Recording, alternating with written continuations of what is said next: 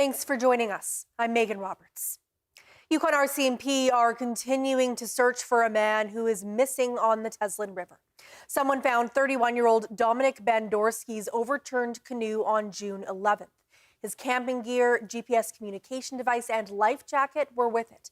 Bandorski started a solo canoe trip from Johnson's Crossing on June 4th. An RCMP spokesperson says officers used boats, ATVs, and helicopter patrols over the weekend to search for him. They say crews will continue to search by helicopter today. Part of the Northwest Territories' Decho region is facing potential flood risk.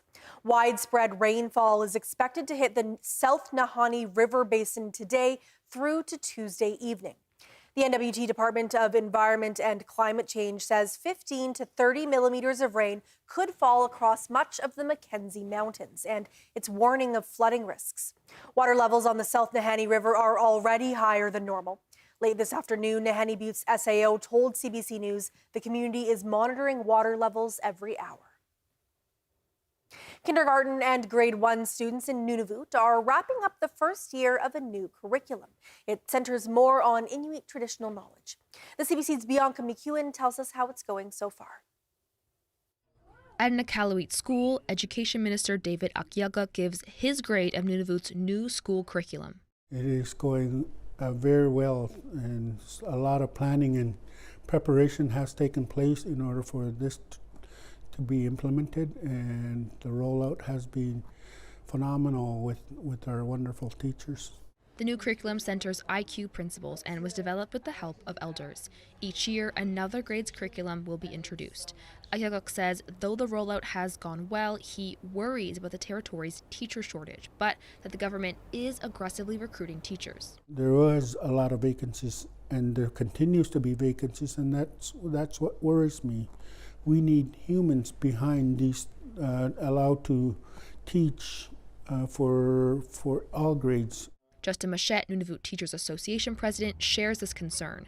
He says it will be a challenge to consistently teach the curriculum.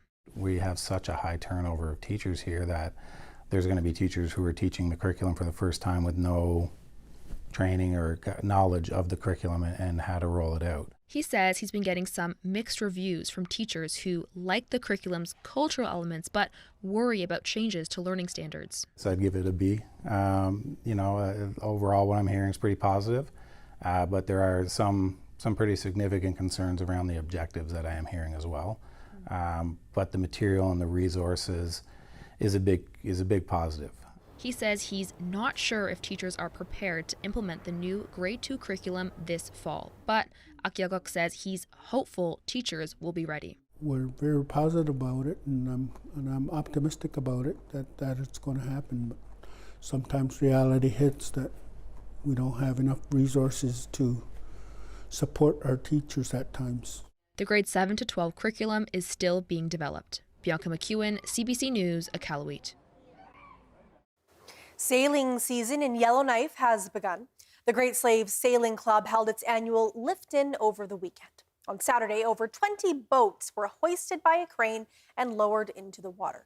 And this will be the second last time it can be done at that current location.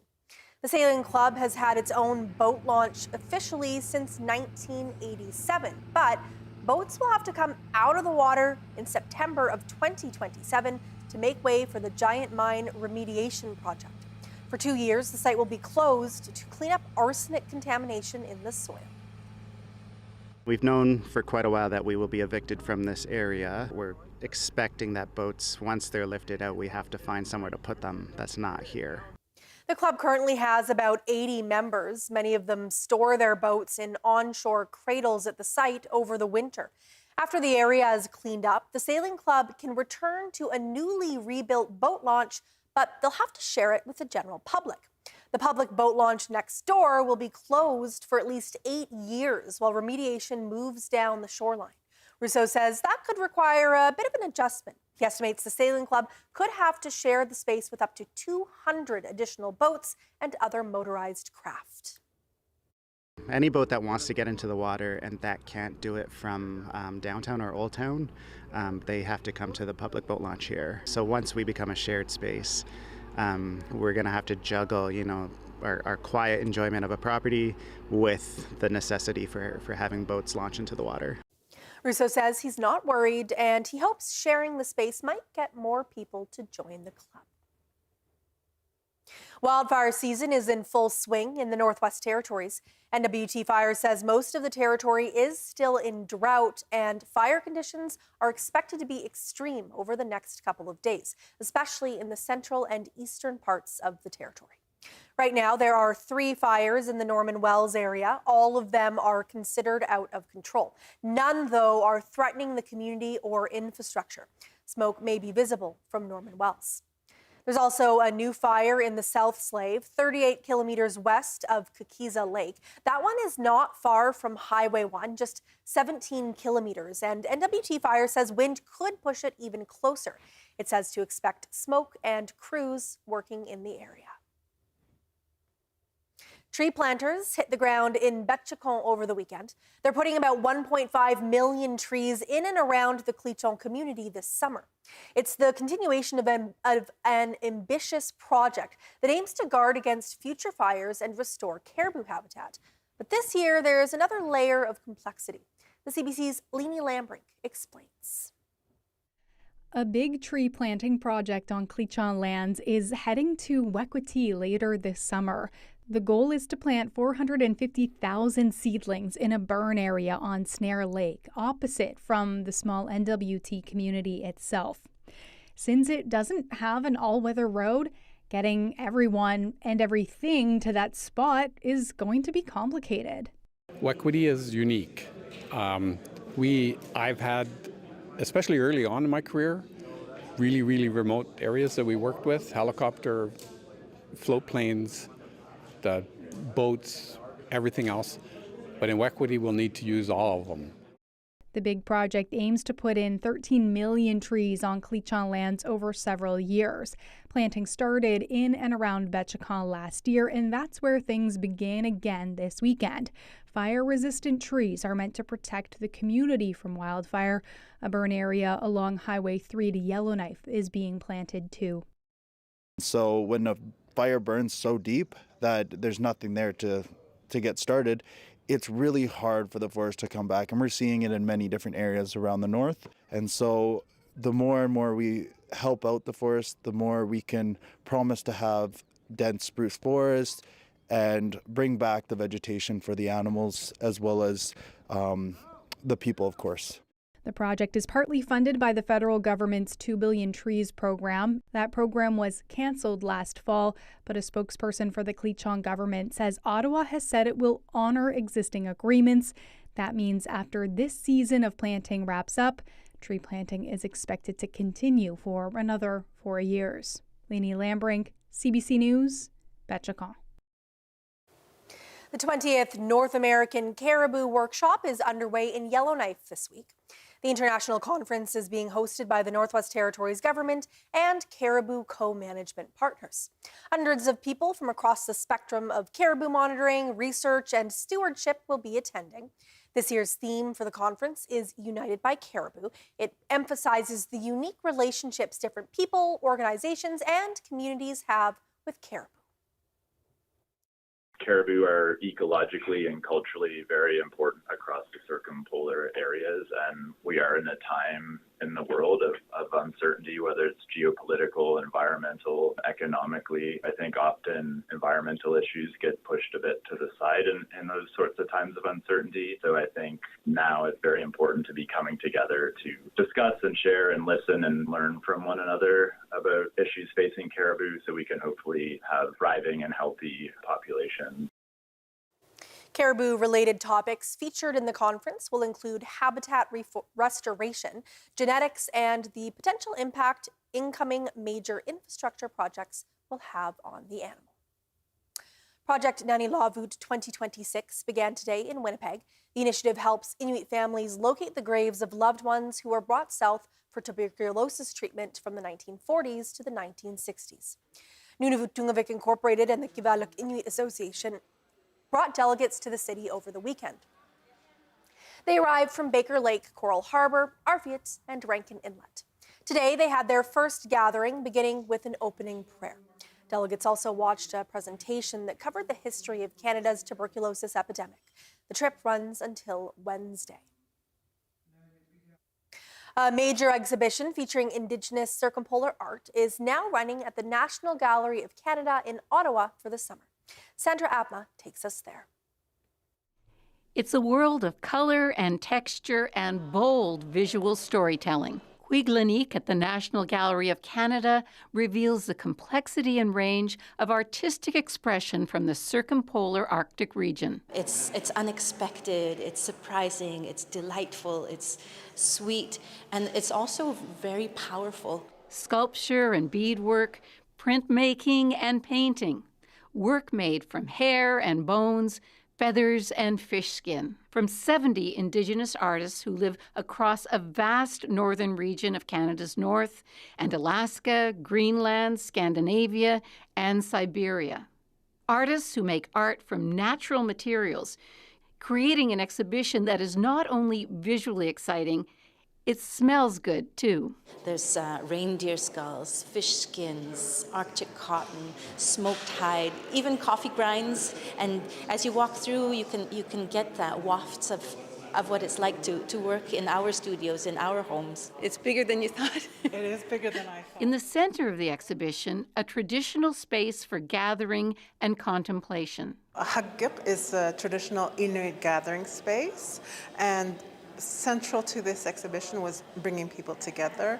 So we commissioned this work as a space where performances could be held, film screenings, people can just sit there and enjoy some quiet time.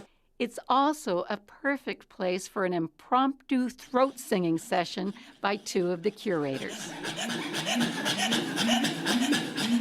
It's a range of expression that includes statements about the legacy of colonialism and the threat of climate change to the north, but also the thrill of imagination. There's so much radical joy within our communities, and we wanted to highlight that in this exhibition. Quiglanik, the world's largest Indigenous circumpolar artists exhibition, is on at the National Gallery of Canada until September. Sandra Abma, CBC News, Ottawa.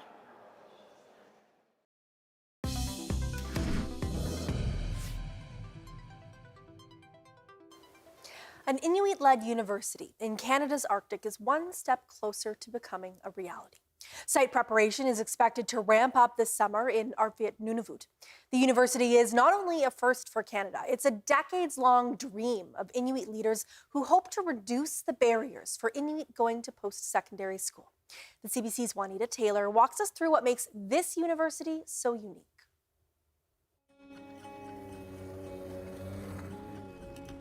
On the western coast of Hudson Bay, you'll find Northbeat, Nunavut's southernmost community, located about 200 kilometers north of Churchill, Manitoba. It's home to about 3,200 people, but in 4 years' time, this hamlet is going to get a lot bigger. I am standing on the future site of Inuit Nunagat University, next to the frozen shore of the Hudson Bay. Once built, this will be the first university in Canada's Arctic led by Inuit. A game changer for Inuit who have had no choice but to leave their communities to attend university. I miss being around Inuit. I miss being around our people. I just don't want to leave home.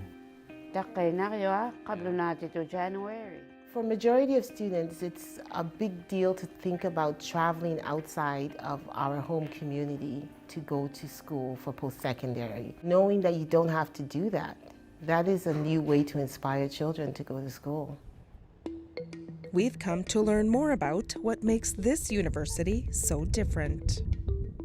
This is going to be an Inuit university that is founded in Inuit society and culture. Natan Obed is the president of Inuit Tepere Kanatami, Canada's national Inuit organization. ITK has been calling for Inuit Nunagat University for decades. Inuit have not had the same opportunity to have equity within this country. And from education, it has been largely a one-way street of us having to conform to southern-based education standards.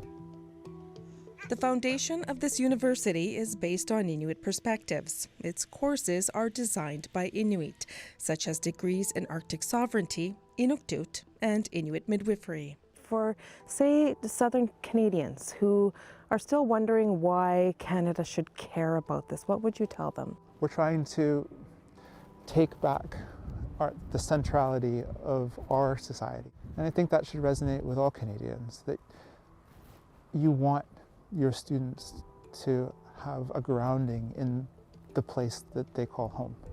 And we just want the same for ourselves.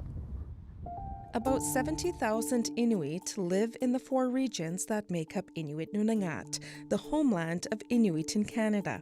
In 4 short years, they'll have the option to come here to Northbeat and get a university degree. So this is the site, Joe, where the university is going to be built. It'll be located right here. Mayor Joe Savigadak Jr. lobbied hard for Northbeat to win the bid to host the university's main campus.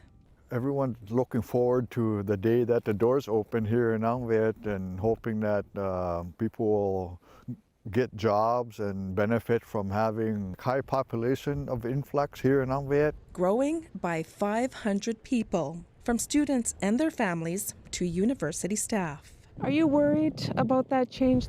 There might be some serious changes that we have to adapt to, except the fact that we're going to grow so much in so little time.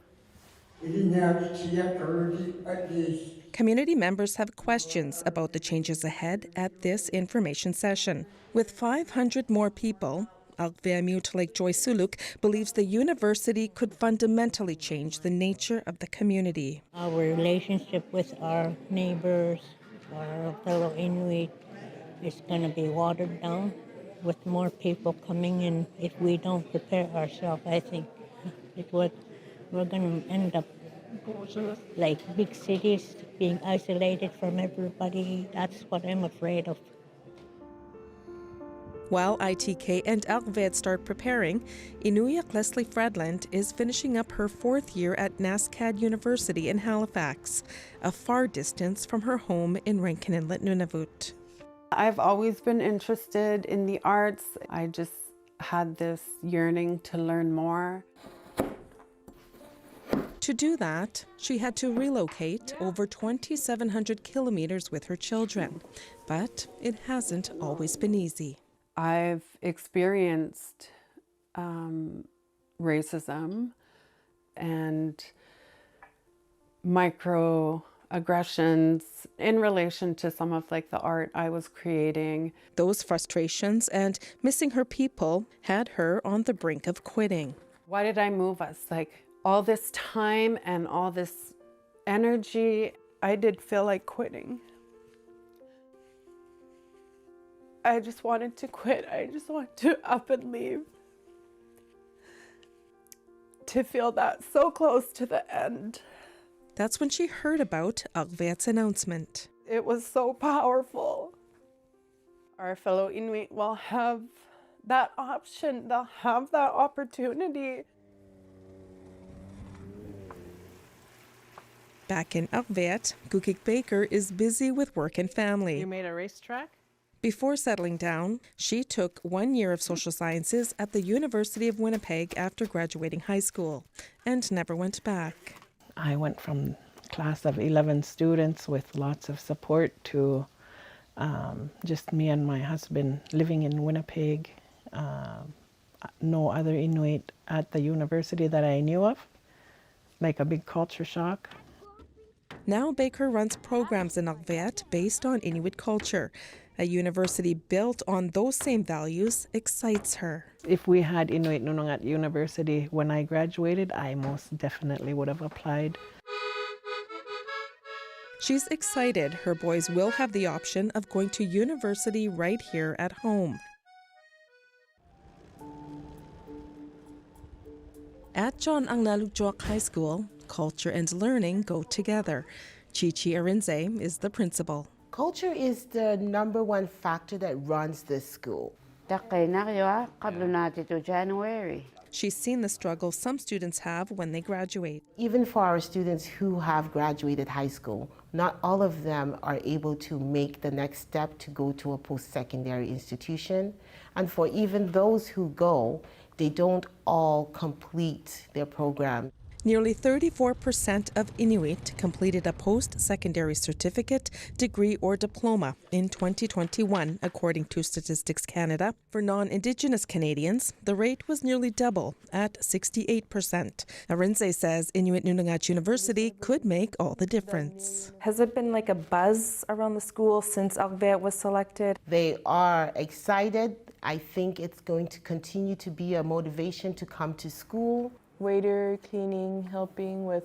These students have mixed feelings about attending university in their hometown, like Aislinn Kuksuk. I don't think of going to the university here. I always thought of going down south. Traveling, I love traveling, so I would want to try become a pilot. Logan Manuk's graduating this year. This fall, he'll be heading to Saskatchewan Polytechnic. He says he's ready, but he's happy for Inuit who won't have to go south. It's the first university, obviously, in Inuit land, and it's going to be a lot easier for people who haven't been to the south to go attend school and be more comfortable. For grade 9 students like Samuel Curley, there's no question. Doing university here and just go hunting, fishing, do the things I love. If I graduate the university, I'll be one of the first guys to be in one of the pictures. For Northbeat, that's worth celebrating. A new era of education in the Arctic led by Inuit, scheduled to welcome its first cohort of students in 2030.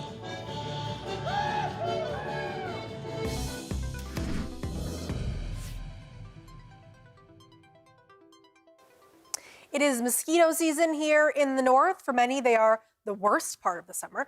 But what do you really know about them? Ever wonder how long they live, for example, or what exactly they do with your blood?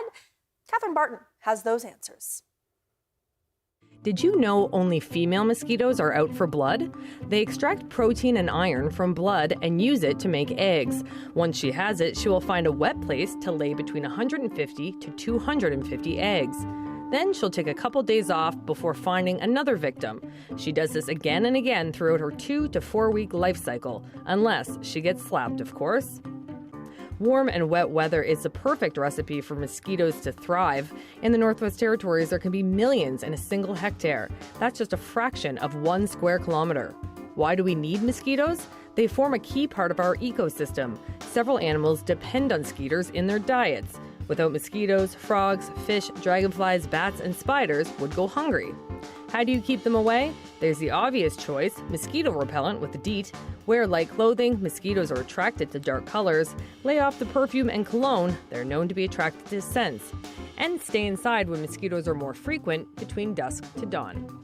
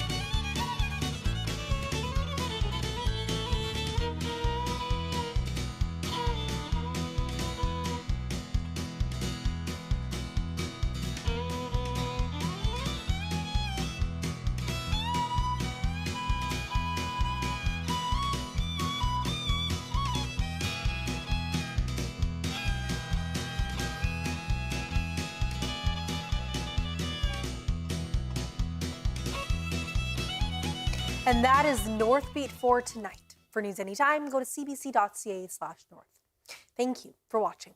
Before we go, we have an update to a story we brought you late last year. Experts at the Eureka Weather Station in Nunavut have been testing a fixed radar system powered by artificial intelligence. It's used to detect wildlife threats. It's called the BEAR-DAR, and it surveys the land for anything that moves. Now, it's picked up its first polar bears. We leave you with some footage of what those cameras caught. I'm Megan Roberts. Have a good night.